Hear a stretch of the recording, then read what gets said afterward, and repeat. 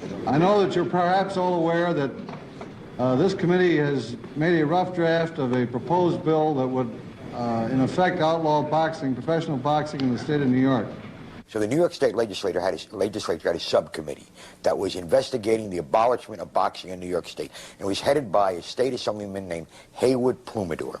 You have been giving some predictions about which round you would win in. Don't you think that these predictions that you're making and the fact that the last few fights have happened to end in the exact round that you stay have created a bad image of the general public of boxing? See, the thing about boxing, and Ali was very, very smart, he knew this too. The thing about boxing is you always grab a headline because nobody cares whether it's abolished. Nobody cares whether it stays. Because if you abolish it, they'll go fight on barges and everybody will go to see them anyway, so what's the difference? But when you want a headline, you do this. It is on record that I predicted 8 rounds on Archie Moore. He talked and talked and talked, so I cut it to 4. Now, I have had 11 fights, 11 of them I predicted just what would happen. Now, would you say that all of these people are crooks? All of the promoters are crooks? I asked you the question. Well, that's just up to you to figure. I tell the people that I'm the greatest.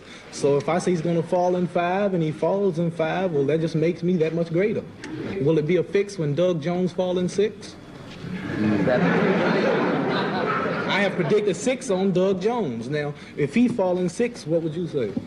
That's another fix, huh? I would say that there was an odor in the air.